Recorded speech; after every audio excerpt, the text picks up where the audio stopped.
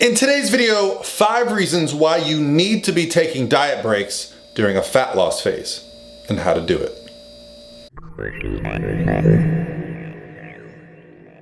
Hey guys, what's going on? This is Paul Rebella from ProPhysique.com. In today's video, we are going to discuss diet breaks, what a diet break is, how to use them properly. What is a diet break? Well, the idea of a diet break needs to be addressed because it's not a break from dieting. It's not a free-for-all. What a diet break is when we enter a caloric deficit, it's a period of time, usually a week or more, where we bring our calories back up to maintenance. How do we know what our maintenance calories are? Well, basically that's defined by it allows us to maintain our weight. How do we determine what our maintenance calories are? That's a really difficult question because a lot of us use these online calculators, which are wildly inaccurate. I often have people tell me, hey coach, I'm in a calorie deficit. It says so on my calculator, but I'm not losing weight. If you're not losing weight, you're not in a calorie deficit. So how do we find out what our maintenance calories are? Well, the best thing you can do is probably track for a week, maybe more, maybe 5 days, maybe 8 days, and just figure out kind of where your baseline calories are. And if you're maintaining weight, you can look at that average and that'll give you a good number. What the Matador study aimed to do was look at how people would be impacted if they dieted for 16 weeks. However, the difference was that one group dieted for 16 weeks straight. That's right, 16 weeks of nonstop fat loss dieting. The other group dieted for 16 weeks, but here's the caveat. They dieted for 2 weeks at a time, and then they brought their calories back up to maintenance for 2 weeks.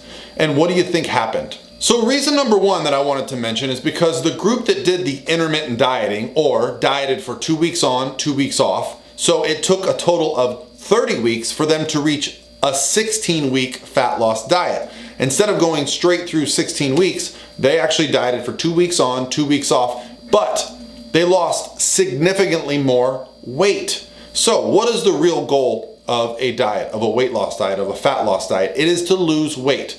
If you can extend the length of the diet, but end up losing more total weight, wouldn't that be a win? The second reason why diet breaks are a better approach is because in the Matador study, it showed that the people that entered the diet break approach, where they dieted for 2 weeks and then took 2 weeks at maintenance, although they spent 30 weeks in the total process, when they reviewed the dieters that did a straight through diet versus the intermittent diet, months later, they found that the group that did the intermittent dieting, well, they were able to keep a lot more weight off, 8 kilograms more.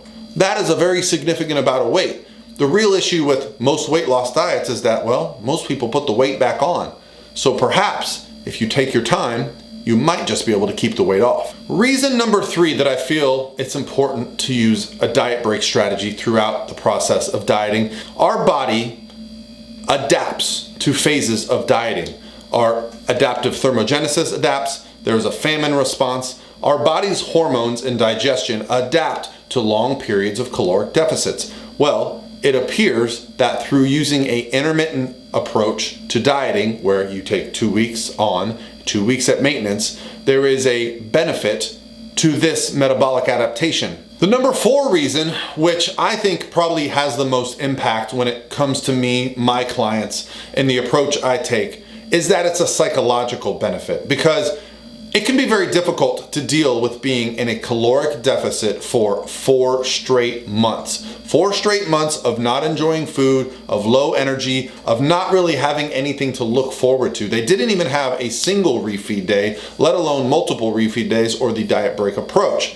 So the real value that I've seen with my clients that have entered a long fat loss phase and I've implemented diet break strategies is that they get a reprieve from the process of dieting. They've already been so restricted for a long period of time that when you bring their calories up, even if it's slightly, bring the cardio down, even just to kind of offset and make sure we're coming up to maintenance and just maintaining, well, what happens is you get a happier person. Sleep improves, recovery improves, workouts improve, the overall well-being of the individual improves. So for me, tip number 4 is the psychological benefit of not just grinding nonstop. And number 5 might be the most significant and perhaps a little bit surprising, but the group that actually did the intermittent dieting actually lost more total body fat without losing any more fat-free mass. So what does that tell us? That tells us that by taking their time with the approach, 30 total weeks, they were able to lose more total body fat without losing more muscle. And for myself as a physique coach, these are things that I really look for in a diet approach.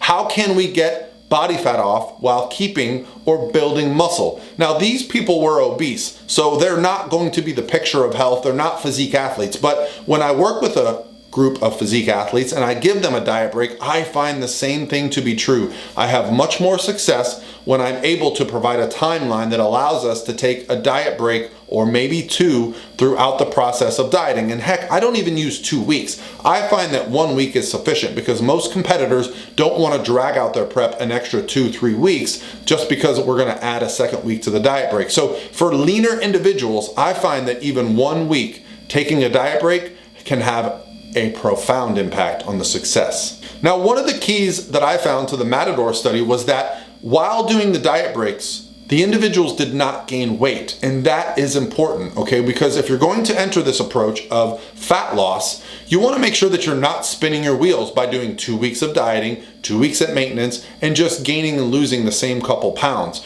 So how would I recommend that you implement a diet break? Now, I don't suggest an approach where you just diet for 2 weeks on, 2 weeks off. Typically with my clients, what I'll do is I'll diet until I start to look and notice the signs and symptoms of being run down a little bit. Low energy, not recovering as well, maybe complaining a little bit about hunger. So we might go 3, 4, 5, 6 weeks before we take a diet break. It all comes down to individual preference, okay? Now this study dragged the fat loss diet out over 30 weeks. Well, if they had only done 1 week diet breaks, they could have significantly reduced the amount of time spent dieting before they reached their goals. However, who knows if the results would have been the same in the follow-up where they were able to keep their weight much lower than the group that just did the 16 weeks of straight dieting. Now, the 16-week diet was successful. They actually lost a significant amount of weight. However, the intermittent group lost more and kept more often. Isn't that the sign of a truly successful fat loss diet? All right, guys, I'd love to hear your thoughts below. Have you seen this research? Have you heard about it? Have you tried a diet break? Let me know. Hit the subscribe button if you enjoy this kind of content, and I'll talk to you guys tomorrow.